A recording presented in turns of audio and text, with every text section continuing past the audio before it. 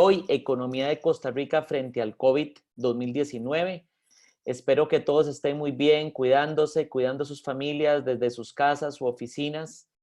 Y bienvenidos el día de hoy. Les agradezco haber sacado el tiempo.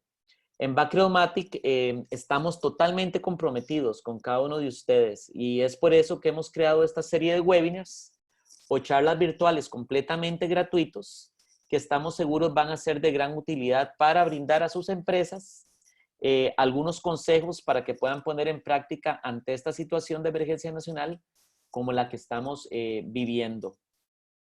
Queremos indicarles que todo el material y los contenidos que ustedes van a ver durante esta presentación son guías y recomendaciones, ya que en realidad cada empresario o empresaria tiene realidades muy diferentes y específicas, por lo que la información que vamos a desarrollar hoy en este webinar no necesariamente es una receta que va a servir igual para todos los participantes.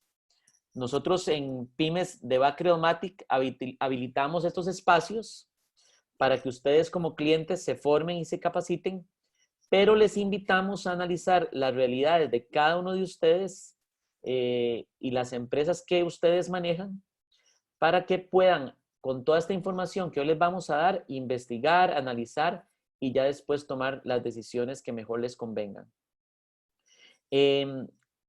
La situación ha cambiado mucho desde el 28 de enero, que fue la última vez que vino don Luis.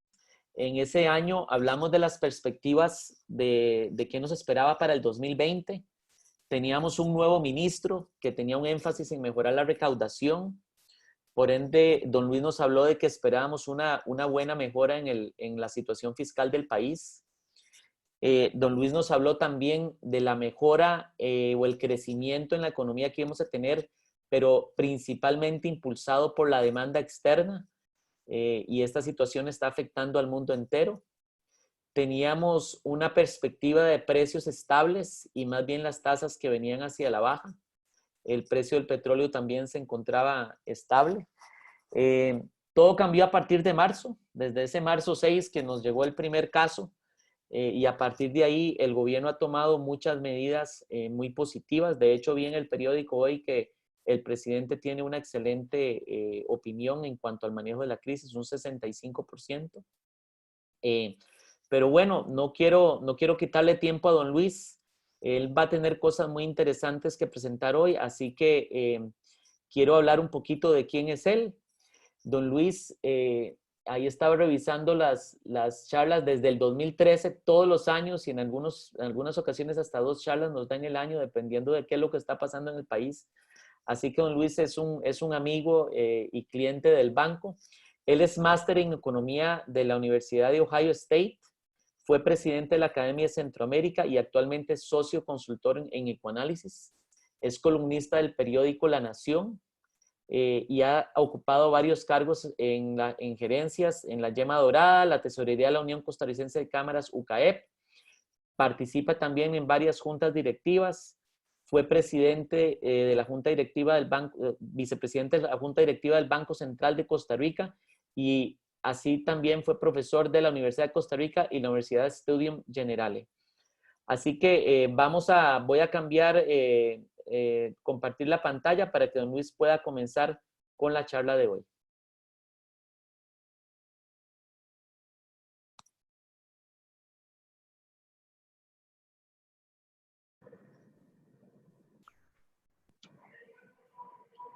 Buenos días. Okay, buenos días. Yo creo que ya ahora sí estamos conectados. Gracias a Adolfo por la introducción. Como decía Adolfo, la situación económica de Costa Rica ha cambiado y ha cambiado y viene cambiando de manera constante. Así que lo que se habló en enero no necesariamente es válido ahora y lo que hablemos ahora probablemente tampoco sea válido mañana, ¿verdad? Conforme vayan cambiando las circunstancias. Estamos en una situación en la cual es una crisis diferente a las anteriores porque no es una crisis que ha surgido por el funcionamiento del sistema económico, sino que viene por por la salud y que a través de la salud hay imposición de restricciones a nivel mundial de cómo funciona la economía y entonces hemos entrado en esta crisis. Por eso es importante la advertencia que nos hacía Adolfo al principio de que esta charla, pues vamos a tocar temas muy generales, pero la realidad de cada uno de nosotros es muy diferente y lo que pretendemos con estas charlas es darle información del contexto, de ubicarlos en cómo está la economía como un todo y qué es lo que podríamos ver hacia adelante, pero obviamente entendiendo que este entorno va a ir cambiando y el efecto sobre cada uno de ustedes también puede ser diferente conforme vayan cambiando las circunstancias. Vamos a entrar primero a analizar lo que está pasando en la actividad económica y obviamente la situación fiscal, o sea que van muy unidas conforme las restricciones sanitarias, no solo en Costa Rica, sino a nivel mundial, se han venido imponiendo, la actividad económica se ha caído y por lo tanto la situación fiscal de la mayoría de los países se ha complicado. Cuando uno analiza lo que puede pasar, es tan incierto que vean que en este cuadro lo que estamos poniendo es las predicciones que hizo o las proyecciones que hizo JP Morgan, que es un banco internacional muy grande, el 18 de marzo, y luego sale el Fondo Monetario Internacional el 15 de abril, y vean las diferencias enormes que ya existen en cuestión de menos de un mes, 4 semanas, donde primero JP Morgan decía que la economía global iba a crecer 0,5% este año, y el fondo sale después diciendo que va a decrecer un 3,0%.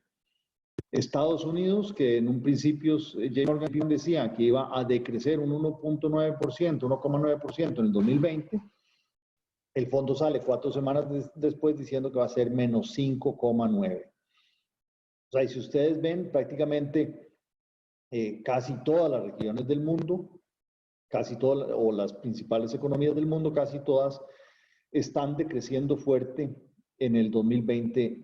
No importa si es JP Morgan o Fondo Monetario, una fecha u otra, y conforme se conozca más, probablemente el efecto ese sea más negativo. El único que se dice que podría crecer este año es China, bajo el supuesto de que China ya ha controlado gran parte de la pandemia, por lo menos en Wuhan, donde se inició, y que no ha afectado tanto a las otras regiones del país, y bajo el supuesto de que no habría una segunda recaída fuerte de la pandemia que podría hacer que vuelvan a tomar medidas restrictivas y de cierre. Bajo ese supuesto, es que entonces China crece algo este año. Y bajo ese mismo supuesto es que la mayoría de los analistas lo que están diciendo es que para el 2021 hay una recuperación. O sea, vean que todos en el 2021, en la columna de la derecha, hay un crecimiento en el 2021 positivo y relativamente alto, incluso más alto que lo que era el 2019. Claro, es más alto porque viene de una base mucho más baja que es la caída fuerte del 2020. Pero entonces ahí lo que está al supuesto es una recuperación en forma de una caída fuerte en el 2020 y una recuperación fuerte en el 2021, bajo el supuesto otra vez de que no hay una segunda ola, por lo menos fuerte, de la pandemia, que esto es algo, algunos analistas dicen que sí puede haber una segunda ola, la cual obligaría a los países a tomar otra vez medidas restrictivas y haría que la economía crezca menos hacia finales del 2020 y probablemente en el 2021 también. Eso, repito, está por verse. En las estimaciones del fondo, aquí lo que vemos es Costa Rica en rojo abajo, donde el Fondo Monetario está pronosticando para el 2020 una caída de 3,3% y una recuperación en el 2021 de 3,0%. O sea, otra vez una recuperación en V es lo que supone para Costa Rica, la mayoría de los países de Latinoamérica, incluso el Caribe y las islas. El Banco Central proyectó esta semana, salió con su revisión de proyecciones de 3,6 en vez de 3,3 para el 2020 de caída y una recuperación de 2,3 para el 2021. O sea, el Banco Central está un poco más pesimista, digamos, porque proyecta una caída un poco más grande en el 2020 y una recuperación más lenta en el 2021. El Banco Mundial también es más optimista, más bien, porque la recuperación del 2021 la hace más fuerte. Pero repito, al final todo esto hay que irlo revisando y conforme pasa el tiempo van cambiando las circunstancias. Un efecto importante que tiene la caída esta, que no es solamente a nivel local, sino a nivel mundial, es que dentro de las medidas que han tomado la mayoría de los países es cerrar sus fronteras y que no ingrese nadie. Para Costa Rica, que el turismo es una fuente de divisas, una fuente de ingreso muy importante, obviamente nos afecta de manera fuerte, porque vean que cerca del 53% de los turistas de Costa Rica llegan de América del Norte, sumamente afectados, sobre todo Estados Unidos por la pandemia, y aunque aquí los dejáramos entrar, probablemente muchos, bueno, probablemente no queramos que muchos entren para que no nos afecten en salud, pero probablemente muchos también van a estar muy nerviosos y no van a querer viajar. Y un 16% vienen de Europa, donde también está afectado muy fuertemente por la pandemia. O sea que entre esos dos tenemos un 70% de los turistas llegan o de América del Norte o de Europa. Hay otro 22% que viene de América Central, que aunque las estadísticas dicen que no se han sido afectados tan fuerte, obviamente sabemos que ahí probablemente el contagio, la enfermedad es más alto de lo que se esperaba, y probablemente el golpe sea, perdón, no de lo que se esperaba, sino de lo que se demuestra, y probablemente el golpe lo veamos más adelante.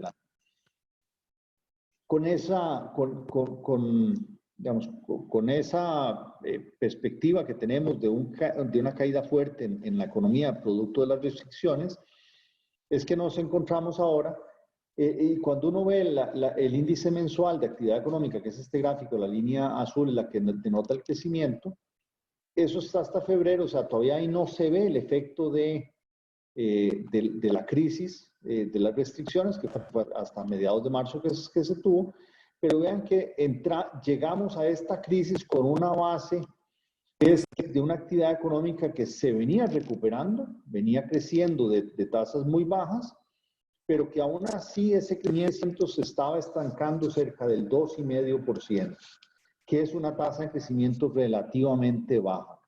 Y esto, y al igual que vamos a ver después en la parte fiscal, esta crisis nos está tomando con una base que no es la mejor. Íbamos hacia aparentemente un mejor año, pero tampoco era el mejor año porque nuestra economía no estaba creciendo mucho y la situación fiscal era comprometida.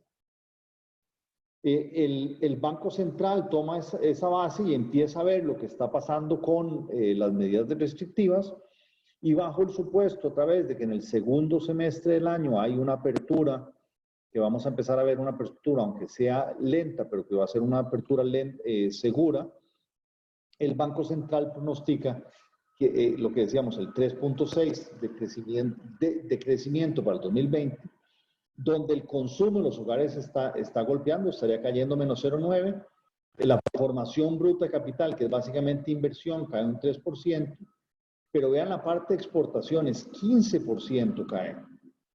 Sobre todo la exportación de servicios, que es donde está turismo. Turismo es de los sectores más golpeados, donde hoy en día prácticamente una caída casi el 100%. Estamos llegando a cero de exportaciones, con las fronteras totalmente cerradas, hoteles totalmente cerrados y afectando lo que es hoteles y restaurantes. Entonces, servicios de turismo como una actividad exportadora tiene una caída fuertísima. Hay algo de caída de importaciones, la gente tiene menos ingreso disponible, importa menos bienes, importa menos servicios, que sería salir de turismo hacia afuera, y eso entonces uno ve que en la producción esa caída del 3,6 cae en prácticamente todos los rubros, sobre todo los externos, y el único que se salva es el consumo del gobierno, que sigue creciendo algo, y esto se da porque el gobierno tiene necesidades de gasto, primero, en salud pública para atender la enfermedad, para atender la pandemia, que entonces está gastando más, pero también en ayudas a la gente. O sea, la gente que ha perdido su empleo, el gobierno está sustituyendo los salarios por ayudas, aunque sean pequeñas, pero es ayuda, y eso aumenta el gasto del gobierno y es lo que se denota aquí como que está ayudando a mantener en parte, sostener que la economía no se caiga aún más. Vamos a pasar. Y cuando uno lo ve por sectores, vean lo que está pronosticando el Banco Central de la caída de 3,6 en el global. Lo que más cae, que es un 27%, son hoteles y restaurantes. Muy ligado al sector turismo, pero además fuera del sector turismo, los restaurantes que venden a nivel local también, la mayoría están cerrados, algunos han abierto para servicio express, pero hay muy pocos abiertos y los que están abiertos con una ocupación muy baja. Aquí afecta obviamente no solamente las medidas restrictivas, sino la publicidad o la propaganda que ha hecho el gobierno de quédate en casa, no quédate en casa, no vaya a ningún lado. Entonces la gente obviamente, muy obedientes que somos los ticos, lo que hemos hecho es quedarnos en casa, cuidarnos mucho, pero entonces la industria de hoteles y restaurantes ha sufrido drásticamente. El sector construcción es otro que ha sufrido de manera importante, cayendo, o que el Banco Central dice que va a sufrir este año, con una caída del 9%.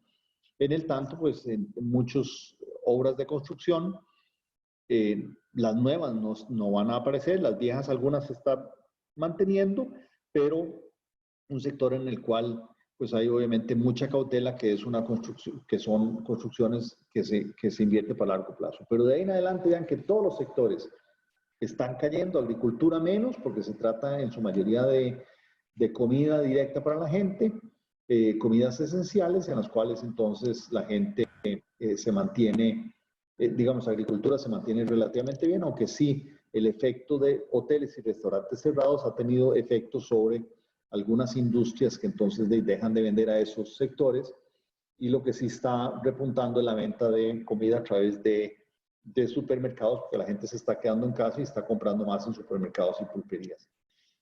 Manufactura caída del 5%, comercio un 5%, transporte 5%, intermediarios 2.5%, cae menos que las otras, pero igual cae, y otras actividades 3,6%. Vean que todas caen, según el Banco Central, en el 2020, y para el 2021 todas se recuperan, pero son caídas, recuperaciones que están por debajo de las caídas del año anterior. Si uno toma que este año cayó en 3.6 y el año entrante se recupera en 2.3, en el 2021 terminaríamos con un PIB, una producción que es 1.4%, menor que la del 2019. O sea, tenemos un empobrecimiento de toda la economía costarricense. Construcción, como otro ejemplo, estaría terminando 2021 como 6,1% menos que en el 2019. O sea, sí es un empobrecimiento general a través de todos los sectores, unos más que otros, pero sí hay un empobrecimiento general de la economía. Y esto se empieza a reflejar en un aumento del desempleo y de la desocupación. Este cuadro, en las primeras columnas, es las solicitudes de suspensión temporal de contratos de parte de empresas, donde hay 42,000 solicitudes ante el Ministerio de Trabajo, de las cuales han sido aprobadas apenas 13,000 al 22 de abril. Y además hay otras 76,000 solicitudes de reducción de jornadas. Todo esto es una reducción importante de trabajadores que van a estar perdiendo su empleo y que, o por lo menos su ingreso, tal vez no pierden su empleo porque es una suspensión y eventualmente esperan que los vayan a contratar, pero sí están recibiendo mucho menos ingresos, sea total o parcialmente. Hago aquí la aclaración porque cuando veamos las estadísticas de desempleo que salgan eventualmente, probablemente no las veamos tan altas y la gente va a decir, ¿de qué pasó? No era que el desempleo iba a aumentar. Y es que el desempleo toma en cuenta la gente que no está trabajando, pero además que está buscando empleo. Mucha de esta gente que está en empresas que les suspendió el contrato de trabajo, muy probablemente no estén buscando empleo, primero porque no hay nadie contratando, prácticamente no hay nadie contratando, entonces ¿para qué salir a buscar empleo? Y otro porque además, como sí tienen empleo, lo que pasa es que su contrato está suspendido. ¿Ah? Entonces es una cuestión técnica, un tecnicismo, pero que vamos a tener mucho menos gente trabajando, mucho menos gente devengando ingreso, aunque las cifras de desempleo no necesariamente salgan tan altas. En estas circunstancias, Costa Rica entra mal parada, como les decía, con poco espacio para poder ayudar a la gente que está perdiendo su empleo o su ingreso. Este gráfico lo que dice es cuántos son los estímulos que está otorgando los gobiernos de cada país en Latinoamérica como porcentaje del PIB. Y si ustedes ven, ahí está Perú con un 12%, Brasil con un 10%, Chile con un 6-7%. O sea, son ayudas significativas a la gente que ha perdido empleo, a la gente que tiene necesidad, mientras que en Costa Rica ese rubro apenas pasa el 1%, porque tenemos un margen muy bajo de estímulo fiscal. El gobierno está tratando de dar ayudas a través del bono proteger, que significa entre una cosa y otra unos 400 y pico millones de dólares, que equivale como un 0,6% del PIB, y que dice el gobierno que podría ayudar a unos 700,000 trabajadores, ¿verdad? Durante 3 meses, con un beneficio que equivale como a una tercera parte del salario mínimo. O sea, vean que sí es una ayuda, pero que sigue siendo una ayuda obviamente insuficiente. Si es apenas una tercera parte del salario mínimo, la gente con eso no tiene suficiente para vivir dignamente, pero de no tener nada a tener algo, por lo menos es una ayuda. El gobierno está tratando de reasignar recursos, algunos recursos que los tenía asignados en algunas partidas presupuestarias, los está pasando para dar subsidios, algunos préstamos como este del CAF que aparece aquí, que lo tenía destinado para pagar deuda, una parte sí se va a pasar a pagar deuda, pero otra parte se va a hacer para gastarlo en subsidios que va a tener o para gastos del Ministerio de Salud que tiene mayor necesidad. Y es que el problema que se nos viene como país es que si el gobierno está aumentando sus gastos y sus ingresos además están cayendo, porque si la gente no tiene empleo, no paga impuestos, si la gente no gasta, no paga IVA, si las empresas no están operando, pues tampoco pagan impuestos de renta y no trasladan el IVA al gobierno, entonces la caída de ingresos del gobierno es fuerte. Además han habido alguna serie de medidas que ha tomado el gobierno que le ha permitido a las empresas no pagar los impuestos ahora, sino hasta final del año, y eso es menos plata que le entra al gobierno. Entonces el gobierno gasta más, le ingresa menos, tiene un hueco que es más grande, tiene que recurrir a deuda porque ya no queda ninguna alternativa. Dice el gobierno que no puede reducir más gastos, no tiene fuentes de ingreso, la única alternativa que tiene es deuda. Entonces se va a endeudar más. El problema aquí es que uno ve que además de que está endeudado ya el gobierno, este año se vencen cerca de 2.700 millones de dólares en deuda que va a haber que cubrir. El gobierno con lo que está ingresando de deuda lo puede cubrir, pero el año entrante hay vencimientos de deuda como de 3.600 millones, ¿no? Y el 2022 otros 3.700 y el 2023 otros 3.700, con un vencimiento de deuda externa en el 2023 relativamente fuerte de un poco más de 1.000 millones de dólares. Entonces, la atención que tiene que tener el gobierno para la crisis de emergencia de muy corto plazo, que todos entendemos que tiene que hacer muchas cosas, o varias cosas para evitar que la crisis afecte muchísimo más a las personas en términos de salud y en términos económicos, lo estamos trasladando a un problema más adelante cuando tengamos que pagar el endeudamiento que estamos adquiriendo como país para financiar esos gastos. Más adelante vamos a tener que pagarlo y más adelante es donde vamos a tener problemas. Estamos pateando el problema hacia adelante, no queda otra ante la emergencia, pero sí es una advertencia que hay que tener de que esto no termina aquí con las medidas y con que se vaya el virus y que levanten las medidas, sino que va a ir más adelante.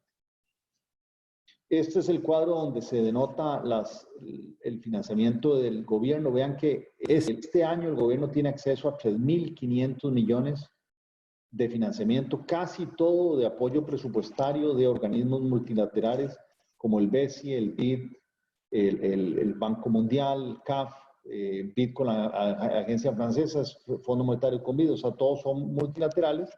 Es muchísimo dinero. Repito, con esto sí salimos para cubrir las necesidades de este año, aún con una economía detenida una buena parte del año. El problema va a ser el año entrante, donde esas fuentes de financiamiento ya no van a estar tan disponibles y donde el gobierno, para poder salir con el hueco ese año, va a tener que recurrir a bonos de deuda externa. En las circunstancias actuales, salir a emitir bonos de deuda externa parece una locura, donde todo el mundo tiene, literalmente, tiene necesidades de liquidez sumamente importantes, y Costa Rica, con una situación fiscal inicial relativamente deficiente o sí muy deficiente, le va a costar mucho salir a emitir esos bonos de deuda externa este año. El año entrante habría que ver, depende cómo hayamos manejado la crisis. Y eso nos lleva al análisis de la situación de tipo cambio y financiera, que como decíamos, todos los países están sufriendo, todos los países, las calificadoras de riesgo lo que están es llevando a una baja en la calificación de deuda. Costa Rica todavía no se le ha dado, pero muy probablemente no la den. Somos mucho más riesgosos, todos los países, mal de muchos consuelos de países, pero sí somos mucho más riesgosos todos los países. Y eso se está reflejando en lo que llaman en el mercado bursátil primas de riesgo, o sea, los bonos de Costa Rica, sobre todo a nivel internacional, que son más líquidos y se trasladan más rápido los precios, han bajado mucho de precio sus bonos de Costa Rica de deuda externa, y por lo tanto los rendimientos que están exigiendo son mucho más altos, que es el costo de pedir prestado para Costa Rica se está elevando. Al mismo tiempo, lo que vemos es las importaciones. Bueno, este gráfico es bajo, pero las importaciones tienden a caer, sobre todo porque hay menos consumo, hay menos materias primas que las empresas tienen que importar porque no están produciendo tanto. Y el petróleo, que ha tenido una caída fuerte, estrepitosa, no nos fijemos tal vez en ese número negativo que salió hace unas semanas, pero en general los precios de petróleo andan entre 15 y 20 dólares versus 60 a 55 que teníamos hace 3 meses. Eso significa para Costa Rica, el efecto precio, como 750 millones de dólares menos en divisas que vamos a sacar. Y si a eso le agregamos que en el mes de marzo solamente el consumo de gasolina se estima que cayó un 22% y el diésel en 11%, y en abril, que las medidas de movilización fueron todavía más estrictas, probablemente sea mayor la caída, quiere decir que el país sí se está ahorrando en salida de divisas más de 1.000 millones de dólares en el año, 1.200, 1.300 millones es el número que más o menos nos sale de ahorro de divisas por ese lado. Por otro lado, las exportaciones que venían creciendo más o menos bien, todas son las de zona franca, tienen una caída tal vez no tan importante, o sea, muchas de las empresas de zona franca siguen exportando, ahí va a haber algo de caída, pero la caída en exportaciones es, como decíamos antes, en turismo. Solo por la suspensión de lo que llevábamos de marzo, abril, mayo y junio, el turismo cae millones de dólares de menos divisas que van a haber. Si eso lo extrapolamos a que probablemente el tercer trimestre del año tampoco haya entrada de divisas, son otros 1.000 millones más. Y si después de eso, si se logra abrir el turismo, probablemente sea un ritmo muy lento, la caída de este año de ingreso de divisas de turismo supera los 2.500 millones de dólares. Es menos divisas que entran. Entonces uno dice, bueno, sí, están entrando menos divisas por exportaciones, sobre todo por el turismo, salen menos importaciones, dólares por las importaciones, sobre todo petróleo. En el neto, pues me voy a brincar estas. En el neto, lo que el Banco Central, lo que está diciendo es que para el 2020, el déficit de cuenta corriente, que toma en cuenta todas esas exportaciones, importaciones, etcétera, sube de 2,5% del PIB a 4,5% del PIB. Es un aumento de 2 puntos del PIB, que es más o menos 1.200 millones de dólares de faltante de divisa que va a haber. Además, se estima que la inversión extranjera directa va a bajar de 4,1 a 2,5 y ahí hay casi que otros 2.000 millones de dólares menos que van a ingresar en el país. Tenemos un hueco mucho más grande de divisas que el Banco Central estima que se va a compensar con los 3.000 y pico de millones de dólares que van a ingresar de préstamos al gobierno, y por eso no se espera que haya una presión sobre el tipo de cambio para este año. Para el año entrante, si continúa con un déficit de cuenta corriente todavía alto, la inversión extranjera directa se puede recuperar, pero todavía no va a ser tanto. Ahí vamos a tener también ya menos financiamiento externo. La presión sobre tipo cambio podría ser más hacia el 2021. Zona franca tiene algún potencial todavía de atracción de inversión extranjera directa, sobre todo porque el sector de manufactura de dispositivos médicos es un sector que tiene muchísima importancia y que en algunas medidas podría tener ganadores de algunos dispositivos médicos que se están demandando más ahora. Tal vez los de medicina electiva no tanto, pero algunos especializados sí puede haber, y ahí podría haber un aumento de exportaciones. Lo que son los servicios de tecnología, software y otros, ¿verdad? Ahí podría haber un impacto para generar oportunidades de proveedores locales hacia adelante de manera importante. Claro, cuando uno ve todo esto, dice, ¿cómo es que hay países que han tenido devaluaciones fuertes como Brasil, Chile, Colombia, México, y Costa Rica su tipo de cambio se ha quedado estancado? Eso nos hace perder competitividad a nuestro sector productivo nacional que exporta o que produce para afuera, mientras los otros países devalúan y el nuestro no. La diferencia está en que estos países, hay dos diferencias importantes, son exportadores de materias primas, y el impacto de la caída de precios de petróleo, derivados, metales, etcétera, ha sido tan fuerte que entonces sus divisas, sus países sí tienen un faltante enorme de divisas. Costa Rica, ese impacto más bien es positivo, y nuestro impacto negativo viene por el lado de turismo, que no deja de ser importante. Pero el otro impacto es el sistema financiero, donde en esos países sus sistemas financieros están mucho más vinculados al sistema financiero internacional y han tenido corridas importantes de divisas, porque la gente se ha puesto muy nerviosa, gente que tiene la plata que la puede sacar muy fácil, y eso ha hecho que las monedas se devalúen. Esa inestabilidad de corrida no se ha visto en Costa Rica. Algo de divisas han salido, pero no es tan importante. La mayoría de la deuda de Costa Rica está en manos de costarricenses, sean instituciones públicas o manos privadas costarricenses, que al final lo que pensamos es de queremos un poco a Costa Rica, tal vez nos dejamos la plata aquí, no corremos tan rápido hacia afuera. Además de que cuando uno vuelve a ver hacia afuera, las oportunidades tampoco son muy buenas, ¿verdad? O sea, en todo lado hay riesgos, y entonces mucha gente en Costa Rica lo que ha decidido es quedarse por acá y apostar a mantener todavía el país flotable.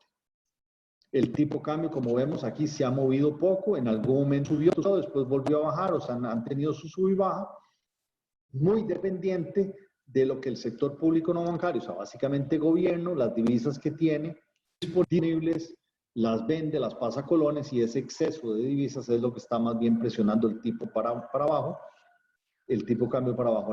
El Banco Central no ha intervenido fuertemente, no ha sido sus intervenciones fuertes, o sea que no es culpa del Banco Central que si está bajando el tipo cambio o no está siendo suficiente, o sea, él no es el que está interviniendo para bajar el tipo cambio, es el mercado el que lo está haciendo. El Banco Central más bien ha venido con una acumulación de reservas, mucho producto porque el gobierno trae las divisas y el Banco Central se las guarda, y el gobierno después las va gastando. Esto va a bajar, pero aún así los 8.000 millones de dólares más o menos, sin contar esa última entrada de plata que le entró al gobierno, 8.000 millones de dólares de divisas es lo que tiene el Banco Central, es lo que se considera el nivel óptimo para poder enfrentar eventuales corridas como las que decíamos que ha pasado en muchos países de Latinoamérica. Si aquí la gente se pone nerviosa y quiere llevarse su plata, el Banco Central tiene suficientes reservas para contener y que ese aumento del tipo de cambio no sea tan fuerte. Un aumento muy rápido del tipo de cambio puede poner en problemas al sistema financiero porque una parte importante de las deudas de los costarricenses está en dólares, aunque no generemos dólares. El mal que hemos tenido por muchos años, y una devaluación fuerte puede llevar a que algunos bancos quiebren, y eso no lo queremos porque el sistema financiero termina siendo fundamental para la reactivación de la economía. No voy a entrar en mucho detalle, muy técnico, pero en el mercado bursátil lo que llaman los técnicos se ha secado. Básicamente los compradores desaparecieron, se fueron a cuarentena, nadie quiere comprar títulos, y cuando nadie quiere comprar algo, el precio tiene que variar. Eso es lo que ha bajado. En colones y en dólares han habido bajas en precios, lo que significa que el rendimiento de estos títulos tiende a subir. A nivel, los bonos de deuda externa de Costa Rica han tenido subidas fuertes, ¿verdad? Que son todas estas líneas que se ven aquí en la parte alta, comparada con lo que ha venido tratando de captar el Ministerio de Hacienda a nivel local. Estas que son las curvas soberanas, también sin entrar en mucho detalle, todas en colones, en dólares a nivel internacional. Los TP dólares aquí a nivel nacional han tenido una subida. Estos son los rendimientos locales en dólares. Todas han subido excepto las de colones. Vean que las de colones a nivel local no han cambiado mucho de enero a febrero y marzo, señal de que el mercado local es un mercado mucho menos profundo. Nadie compra, entonces no hay operaciones, entonces no hay precios de referencia. Se mantienen, digamos, mucho más estables, pero lo que esto está reflejando es que hay un mayor riesgo país, y la gente está menos dispuesta a prestarle al gobierno, a comprar bonos del gobierno, y si los compra, los tiene que comprar con un rendimiento muy bueno, porque si no, no se arriesgan a prestarle plata al gobierno. Eso significa que mientras las tasas de interés del Banco Central las viene bajando, el Banco Central está tratando de decirle a los bancos: vean, aquí hay un costo financiero bajo, yo bajo las tasas de interés, el costo de fondo de empleo de los bancos tiende a subir, ¿verdad? Porque hay más riesgos, se está poniendo más escaso el dinero, todo el mundo quiere tener liquidez, ¿verdad? En inglés dicen cash is king, o sea, el tener liquidez es el rey en estos momentos de incertidumbre. Y entonces la gente está tratando de captar lo más que pueden, no quieren dejar escapar digamos, fondos. Eso lo que significa es que el costo de financiamiento en el mercado de dinero es más, o sea, el costo de financiamiento para los bancos es más alto, y por lo tanto el costo de prestar tiende a subir. Yo no voy a justificar o defender lo que están haciendo los bancos, pero la realidad es que los bancos se están enfrentando ante una incertidumbre muy grande.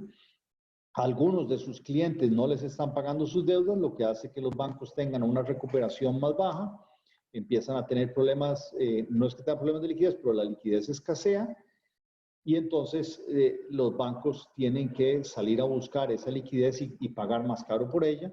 Y si además están teniendo más costos por esta situación, no es de extrañar que las tasas de interés de crédito hayan subido. Mientras el Banco Central trata de bajar tasas de interés, el costo de crédito ha venido subiendo, y digamos es justificado por esta crisis que está pasando, y eso sucede igual en la parte de dólares, donde el rendimiento de los repos también han subido.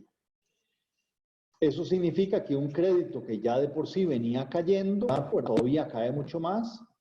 Aquí en dólares se nota como alguna recuperación, pero la verdad es que en colones viene bajando, y en dólares es menos negativo, pero siguen siendo crecimientos negativos, o sea, hay menos disposición de crédito.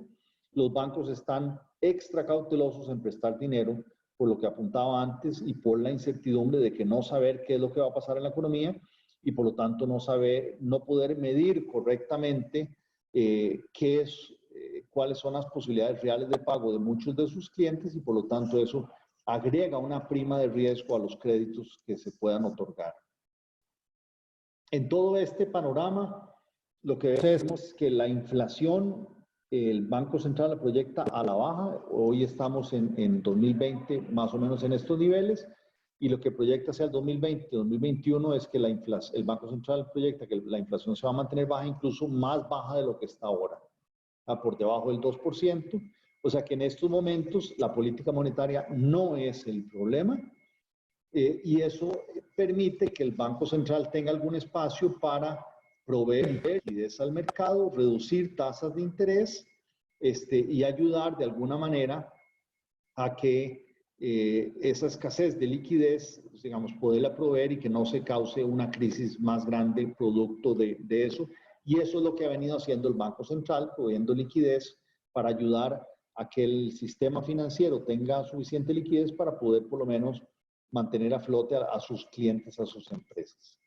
Bueno, esa es la situación que estamos viendo. Repito, es una situación de mucha incertidumbre, donde el escenario que se está planteando es una caída muy fuerte de la producción en este 2020, con una recuperación en el 2021, otra vez con la advertencia de que eso depende más, o sea, no depende tanto de la economía, sino que depende más de lo que las autoridades sanitarias permitan hacer conforme se sientan que la epidemia o la pandemia está más controlada o no.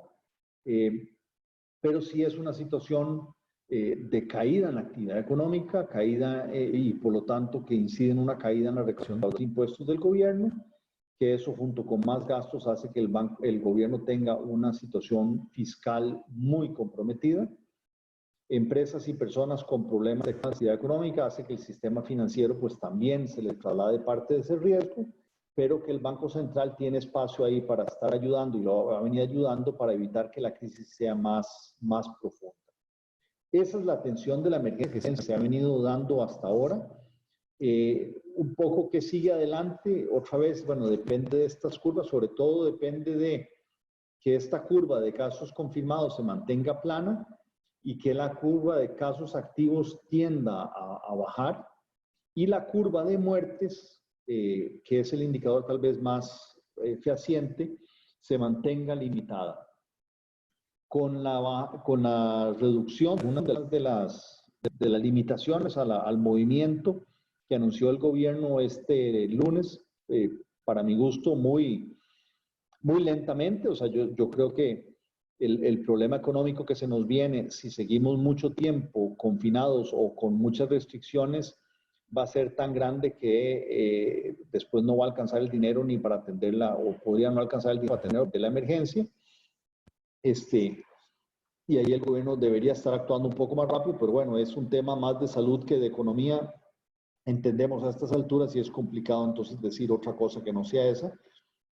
Pero entonces el gobierno, conforme vaya bajando las restricciones, esto se supone que podría crecer un poco más, pero al final es parte del costo-beneficio que hay que analizar.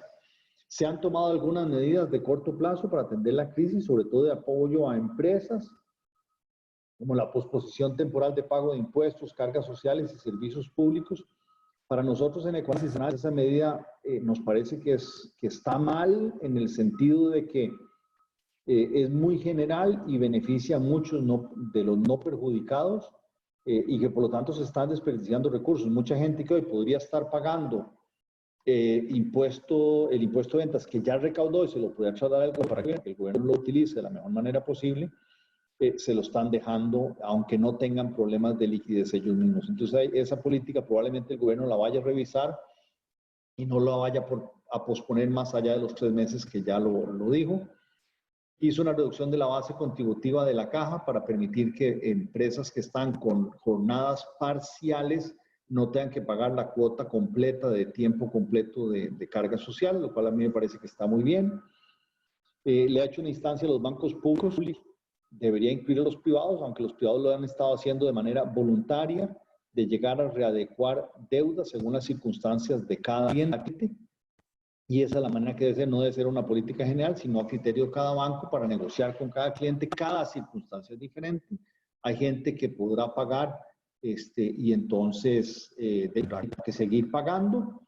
El que no puede pagar, pues hay que buscar la manera de combinar entre la adecuación de plazos, tasas de interés, periodos de gracia, etcétera, buscar cuál es la mejor manera de que salga adelante, y esto lo que se trata es que la gente y las empresas puedan seguir operando y manteniendo sobre todo el empleo. Lo que sí debería instarse a los bancos es que reduzcan las tasas piso establecidas en los contratos. Si la tasa básica pasiva ha venido bajando, pero entonces la tasa piso está muy alta, al final los clientes necesariamente se benefician. Se ha dado más acceso a créditos del sistema de banca de desarrollo, donde se trata de ayudar a pymes. Yo sé que el BAC ha utilizado esos fondos para ayudar a muchos de sus clientes, y ahí nosotros creemos que una ayuda que se pudiera dar es flexibilizar esa definición de pymes a empresas más medianas, que son la mayoría del parque empresarial nacional, para fomentar más la estabilidad de esas empresas. Hay que fomentar más los encadenamientos.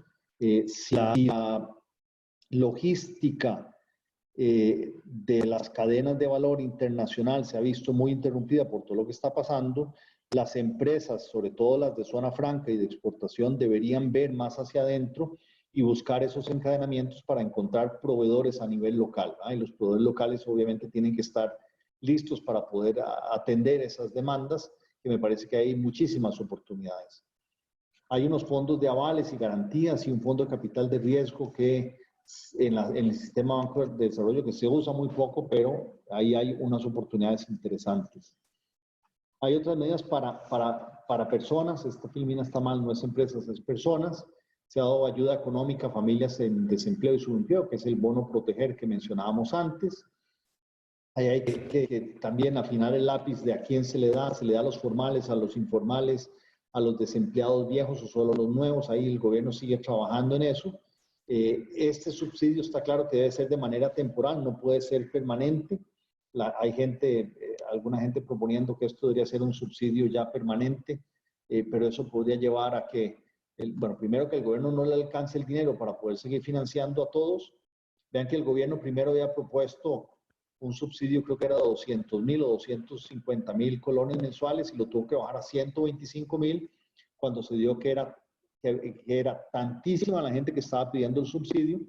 El gobierno no tiene dinero para todo esto, y además de que podría ser un incentivo perverso a que la gente ya no quiera trabajar si tiene un subsidio del gobierno. Aquí el que sea expedito es fundamental. El Ministerio de Trabajo está durando muchísimo tiempo en atender las solicitudes de suspensiones temporales de trabajo, y por lo tanto muchos empleados de esas empresas tienen problemas para acceder a esos fondos. Lo del retiro FSL nos parece que está bien en lo que se hizo, porque para eso era para el desempleo, pero nos preocupa que haya un portillo de financiamiento irrestricto del Banco Central del gobierno. El Banco Central está haciendo bien su trabajo de proveer liquidez en el corto plazo, pero eso no puede ser irrestricto, porque después podemos entrar en problemas en años recientes, y como decíamos, necesitamos que el gobierno tenga capacidad de endeudamiento hacia adelante. Hay muchas fuentes de financiamiento, o sea, para todo esto, si hay más gasto y hay menos ingreso del gobierno, el gobierno lo que ha estado haciendo en este orden, proponiendo, es más acceso a créditos de instituciones multilaterales.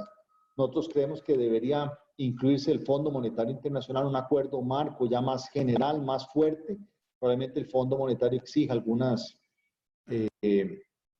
medidas del gobierno más estructurales, pero nos parece que es importantísimo tener eso para darle más respiro al país, y de una vez para forzar algunas medidas que sí hay que tomar, que el país ha pospuesto en el tiempo y tiene que tomarlas.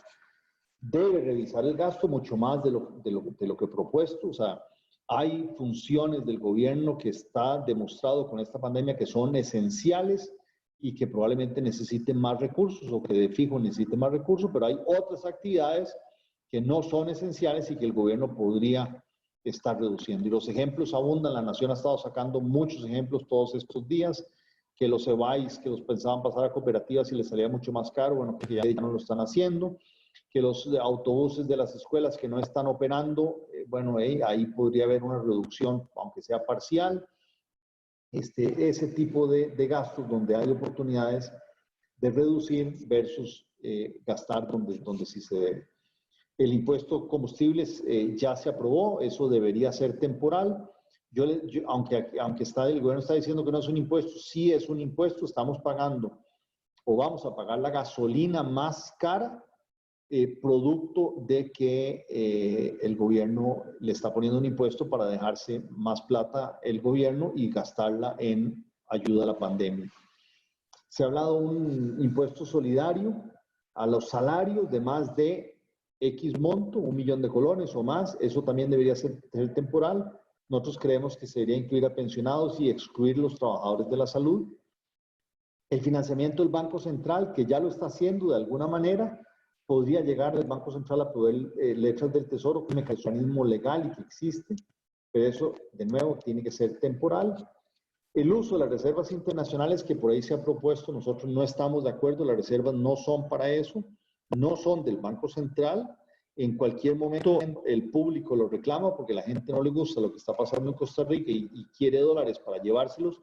El Banco Central se los tiene que dar y al final el estar usando las reservas y que las reservas no alcancen para ese tipo de emergencias puede poner a la gente nerviosa, llevarse la plata y después quedamos peor de lo que estamos pretendiendo hacer. Se ha hablado de un impuesto solidario a empresas, incluyendo cooperativas y zona franca, que es una sobretasa al impuesto de renta. A nosotros nos parece que eso debería ser una medida de última instancia, cuando todo lo demás se haya agotado y si el dinero no alcanza. Poner impuestos adicionales en estas circunstancias es contraproducente. Y luego la reducción de salarios a empleados públicos no esenciales, gente que está recibiendo el 100% de su salario en el sector público, pero que está en su casa haciendo nada, ni siquiera teletrabajando porque no lo permite su función o por la razón que sea. Nos parece que ahí debería haber reducción de los salarios e incluso reducción de salarios a niveles más altos. Esa idea la propusimos algunos economistas en La Nación, una columna, la cual no tuvo mucho eco y más bien tuvo mucha crítica, obviamente, de otros sectores. Las políticas que se vienen implementando y que se deberían implementar, nosotros creemos que la prioridad tiene que ser en la contención de la expansión de la pandemia, tema salud, pero también hay que ayudar a los afectados económicamente por la pandemia, o sea, hay un doble gasto ahí. Por eso las ayudas tienen que ser muy focalizadas y no generales, deben tener un análisis de costo-beneficio, deben ser temporales y flexibles, o sea, no deben ser como muy rígidas, amarradas y que ya eso se quedó para siempre. Recordemos lo que nos pasó con la atención de la crisis 2008-2009, que el gobierno hizo más gastos, pues se quedó permanente y todavía a estas alturas estamos pagando las consecuencias de eso. Hay efectos macroeconómicos de mediano plazo que hay que cuidar, que la cura no salga más cara que la enfermedad. Y hay que pensar en el periodo de recuperación para que los negocios vuelvan a operar y los trabajadores a trabajar. En eso, en la UCAEP creó una comisión de economistas en la cual yo formo parte y lo que estamos tratando es dar recomendaciones para ese periodo de recuperación, tratar de que el gobierno se dé cuenta que la parte económica también es importante, que si no se logra recuperar la economía, puede haber una crisis económica y social tanto más grave que la crisis de salud que tenemos, y que entonces, para poder llegar a esa etapa de recuperación tenemos que estar listos. Una de las cosas que hay que hacer, y eso es para que todos los empresarios y todas las personas estemos listas, en el momento que se van abriendo sectores, en la medida que los sectores estén, digamos, se hayan ordenado internamente, hayan creado sus protocolos de atención, sobre todo si tienen que atender al público, pero además sus protocolos internos para que los trabajadores no tengan tanto contacto físico, que tengan cierto distanciamiento en la medida de lo posible, y cuando vengan los clientes poderlos atender, que si es con mascarilla, que si es con alcohol gel, que si es con cierto distanciamiento, que si hay que activar algunos otros protocolos. En la medida que todos los sectores y los negocios tengan esos protocolos bien establecidos, pueden volver a operar más rápido y pueden generar más trabajo de manera más rápida.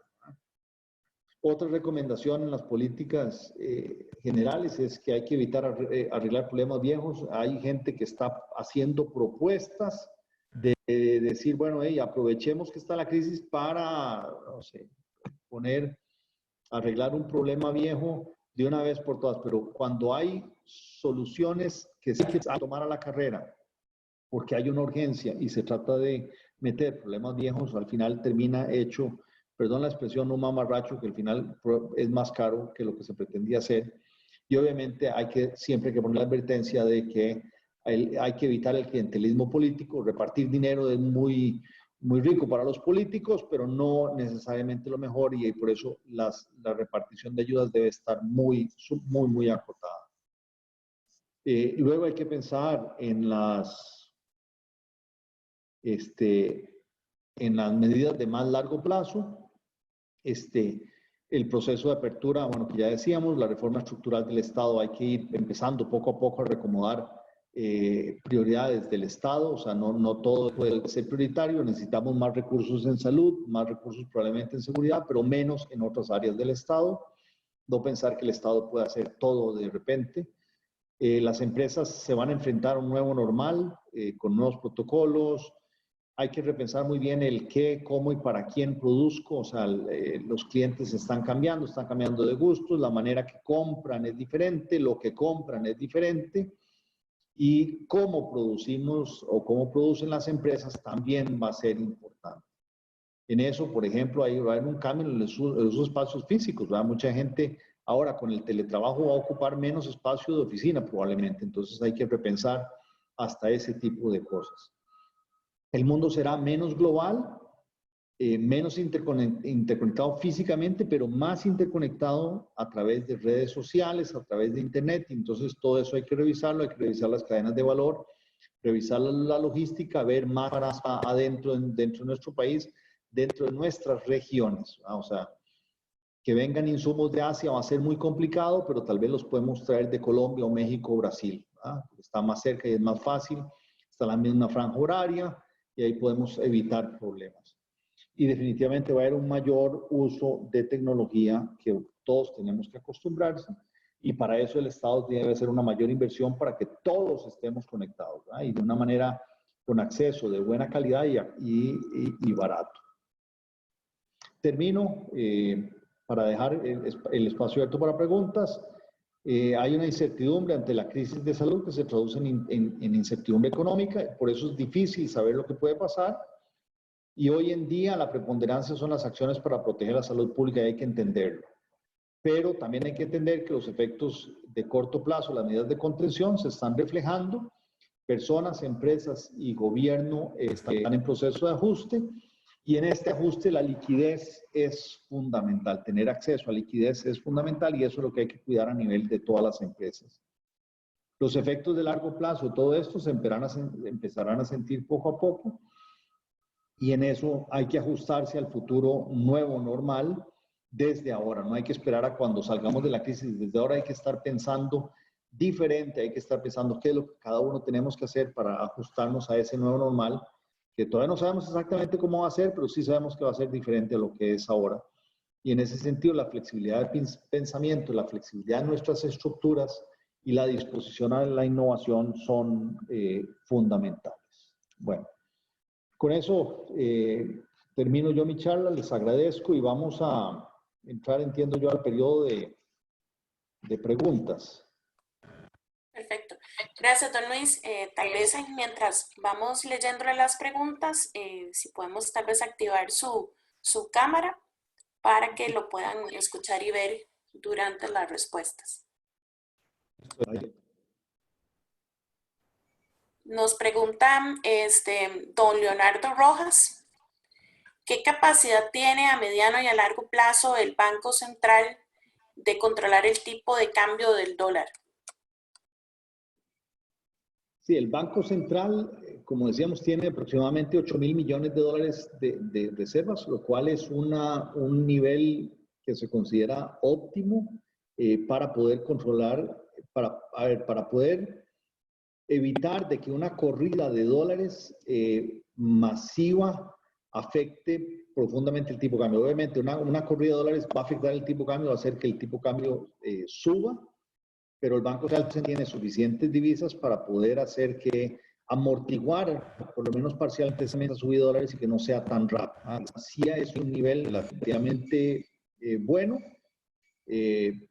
pero, a ver, repito, hay propuestas de que quieren usar ese nivel de reservas para otras cosas, lo cual sí sería peligroso porque iría bajando el nivel de reservas del banco ya por debajo del óptimo, y si además a eso le sumamos que entonces la gente ve ese nivel de reservas bajando, si se pone nerviosa, entonces más rápido estamos en esta etapa de crisis,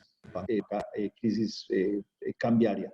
La situación de hoy del Banco Central es, por ejemplo, comparándolo con lo que sucedió en 1980, 81, 82, es muy diferente. Tenemos reservas mucho mejor establecidas que lo que se tenía en aquel momento, que eran más bien negativas que lo que se tenía.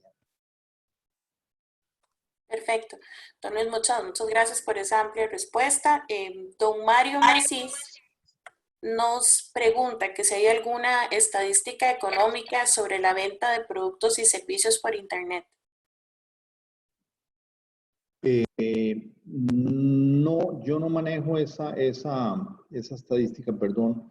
Sí, digamos, lo que se habla es que había sido un aumento en las ventas de tipo express más que por Internet. Yo de Internet no he visto estadísticas, sinceramente, pero de ventas express y sobre todo por restaurantes y algunos comercios sí ha habido un aumento.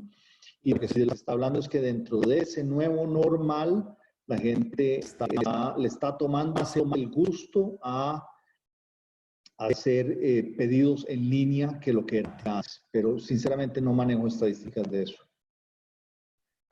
Para complementar, Carmen, la respuesta de don Luis, efectivamente el e-commerce ha aumentado muchísimo. Hemos tenido muchísimo más solicitudes de compra clic, de e-commerce de parte de nuestros clientes, más de un 300% crecimiento en los últimos 2 meses.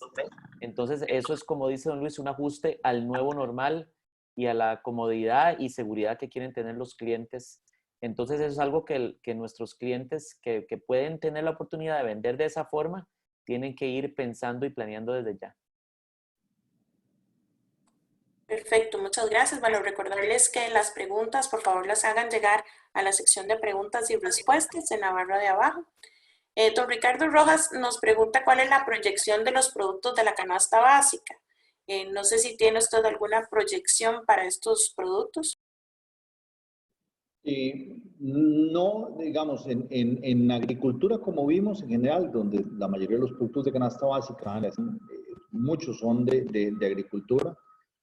Igual hay una caída proyectada por el Banco Central del 12,5%, es menor que el promedio que es como 3,5%. Y aquí me parece que ha habido comportamientos diferentes. Bueno, yo estoy metido en el negocio de huevos de momento no ha caído la demanda. Más bien lo que uno ve es que hay una caída sí importante por la demanda de hoteles y restaurantes y hay una subida de demanda en supermercados y pulperías. Pero hay otras carnes, digamos, otras proteínas de origen animal como pollo, como cerdo, res no tanto, pero pollo y cerdo sobre todo han sufrido caídas de casi un 30%. ¿Ah? Entonces sí hay, digamos, hay efectos disímiles que hay que ir viendo. Y no solamente por productos, sino también incluso por zonas, por regiones. ¿No? La zona de Guanacaste, donde lo que era el consumo de productos, digámoslo así, de canasta básica, en el sentido que era comida, que demandaban los hoteles, se ha ido totalmente ahí la demanda, mientras que en San José, donde hay más concentración de población, eso se ha compensado. Pero aquí una de las hipótesis que manejamos es que los productos muy básicos de canasta básica, llámese arroz, frijoles, probablemente tortillas, ahí incluyo el huevo y algunos otros, la gente es lo último que toca, es lo último que deja de consumir y va a dejar de consumir productos más suntuarios en épocas de crisis y más bien probablemente deje de comer, por ejemplo, una carne más cara y vaya a comprar una carne más barata. Deje de comer no sé, garbanzos, que en algún momento era casi un lujo, ahora ya come solamente frijoles. O sea que sí hay ese tipo de movimientos que está haciendo la gente. Perfecto. Bueno, antes de seguir con la última pregunta, les estamos poniendo en el chat el link de la evaluación de este webinar. Les agradecemos que lo puedan completar. Para nosotros es muy importante recibir su retroalimentación. Tenemos una última pregunta, don Luis. Nos dicen por qué es contraproducente gravar con impuestos a las empresas con capacidad económica, especialmente las empresas que han reportado cero ganancias en forma repetitiva. A ver, aclarar que eso de las empresas que reportan cero ganancias es un mito. La mayoría de las empresas que están ahí son empresas sombrillas de otras empresas que sí pagan impuestos. Entonces no es que la gran empresa X que se reportada no pagó impuestos en otra empresa, no lo pagó en esa. A mí me parece que sí, una sobretasa sobre empresas que les está yendo bien en esta pandemia es una de las alternativas que se está barajando y que me parece que sí debería estar. Ahí hablábamos incluso de incluir cooperativas y zonas francas con una sobretasa temporal que no afecte las reglas de juego normales que hay. El problema que tiene esa sobretasa es que no es una medida de corto plazo y no va a producir fondos inmediatos, porque entonces lo que hay que ver es que termine el periodo fiscal, que ahora para la mayoría de las empresas va a terminar hasta el 31 de diciembre. Con esa declaración que presentan los primeros días del 2021, estarían pagando impuestos en marzo del 2021. Falta de casi un año para que eso se dé. O sea que sí es una medida posible para ayudar a paliar lo que pueda pasar en el 2021, pero no es la de corto plazo que pueda suceder ahora. Perfecto. Bueno, aquí hay nos da tiempito para dos más. Don Javier nos pregunta ¿cuál sería la expectativa del cierre del déficit fiscal para el 2020? Ya que, bueno, usted mencionó, ¿verdad?, que puede haber, pensando en una eventual colocación de los eurobonos en el 2021. ¿Verdad? Entonces, esa cuesta arriba se podría, ¿y qué impacto tendría en el tipo de cambio?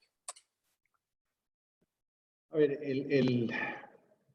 difícil estimar, como decíamos al principio, qué es lo que va a pasar con todas las cifras, ¿verdad? Suponiendo que hay una recuperación en el tercer trimestre de la economía que se empieza a abrir y que ya empieza la gente a salir más al comercio, más a restaurantes, más salones de belleza, gimnasios, etcétera, de una manera más activa, empieza a dar vuelta los dineros que hay en la economía.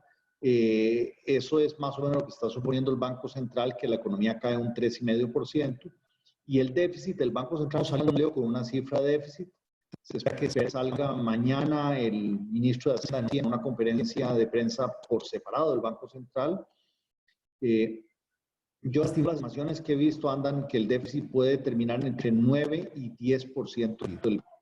Y el endeudamiento total del gobierno, que andaba cerca del casi 60%, el 59 y pico, puede terminar entre 67 y 70%. O sea, sí es un golpe duro, lo cual hace que cuando el gobierno, si es que el gobierno decide salir a colocación de eurobonos el año entrante, va a ser en unas circunstancias bien complicadas, que va a tener que pagar tasas de interés bastante altas por esos eurobonos para poder acceder. No solo porque el mercado internacional probablemente esté relativamente seco, sino porque Costa Rica tiene una de las condiciones, comparado con otros países de Latinoamérica, más malas en cuanto a niveles de deuda y niveles de endeudamiento. ¿Cómo afecta eso el tipo de cambio? Es si el gobierno no logra colocar eurobonos el año entrante ni acceder a préstamos internacionales, con un déficit del tamaño que tiene, lo que vamos a ver probablemente es un tipo de cambio que sí empieza a subir más rápidamente en la segunda mitad de este año y hacia el año entrante. Don Luis, y ya para terminar, don Alejandro nos pregunta que en las primeras imágenes usted apuntó a una recuperación rápida del sector construcción y turismo. ¿A qué se va a deber esta recuperación? Si nos puede ampliar un poco. A ver, hay el supuesto básico, bueno, esas son cifras del Banco Central. el supuesto básico es que se empieza a abrir la economía paulatinamente a partir de ahora de mayo. O sea que a partir de julio ya habría una mayor apertura y que estarían entonces la mayoría de los comercios iniciando, y eso propiciaría que el sector construcción también se reactive, que va, digamos, el sector construcción incluso muchas veces va adelante de los demás sectores, porque se tiene que ir adelantando en la construcción de, valga la redundancia, en la reconstrucción de oficinas, bodegas, etcétera, que se van a necesitar más adelante cuando la economía esté más activa. En el sector turismo, la recuperación probablemente sea más lenta, en el tanto a las fronteras va a ser complicado, y no solo que vamos a tardar en abrir las fronteras, sino que también probablemente mucha gente tenga miedo a viajar, aunque se permita viajar, ¿verdad? Entonces el turismo va a ser lento. Sería en una etapa, se supone que vendría turismo, o sea, sería turismo nacional que empieza a reactivar muy lentamente. En una segunda etapa probablemente se permita algo de turismo internacional muy focalizado. La verdad es que Costa Rica, con el tratamiento de salud que se le ha dado a la pandemia, ha sido visto con muy buenos ojos en otros países, sobre todo en Europa, que están viendo Costa Rica como un país sano, un país que se han hecho bien las cosas, que entonces venir acá el riesgo de contagio es relativamente bajo. Entonces uno podría ver ahí que se empiece a abrir vuelos, sobre todo charter al principio, que vengan con turistas, que sean monitoreados en el punto de origen con algún tipo de test rápido que están surgiendo en el mercado, y que entonces los que vengan en las llaves vengan sanos y puedan venir aquí a empezar a turistear, que sería una manera de empezar a abrir poco a poco, y por lo menos algunos hoteles se pueden ver favorecidos. Y de ahí en adelante, pues, abrir todos los demás servicios alrededor del sectorismo, alrededor de los hoteles, que los canopy, que los hoteles y los restaurantes que se verían beneficiados, etcétera, etcétera. Perfecto. Bueno, muchas gracias, don Luis. De verdad que excelente todo lo que usted nos ha mencionado. Creo que con eso ya se tiene una visión un poco amplia, ¿verdad?, de hacia dónde los empresarios pueden enfocarse. Así que agradecemos mucho su participación. Les estamos poniendo en el chat el link para la evaluación, y adicionalmente a eso también a nuestro próximo webinar, que sería la próxima semana, el miércoles 6 de mayo. A las 10 vamos a tener un webinar sobre el tema del mix del marketing en tiempos de crisis. Así que igual de todas maneras se los vamos a estar enviando por correo para que ustedes puedan participar. De parte de Bacreumatic les agradecemos el haberse conectado y muchas gracias por su participación.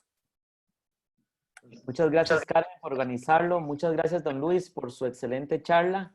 Se las vamos a estar pasando a todos los clientes, y gracias a todos ustedes por sacar el ratito para conectarse. Esperamos que esta charla haya sido de gran utilidad para que ustedes puedan analizar y tomar decisiones en sus negocios. Don Luis, lo dejo para que se dé una última despedida de usted. Bueno, no, agradecerles a esta invitación, y como siempre, espero que haya sido de utilidad, y otra vez advertir, vienen cambios, entonces hay que estar preparados y muy flexibles. Así que tengan todos buenos días y buena semana. Efectivamente, ahí lo vamos a estar llamando para que nos ayude con otras charlas en las próximas semanas. Muy amable, don Luis, y gracias a todos. Hasta luego.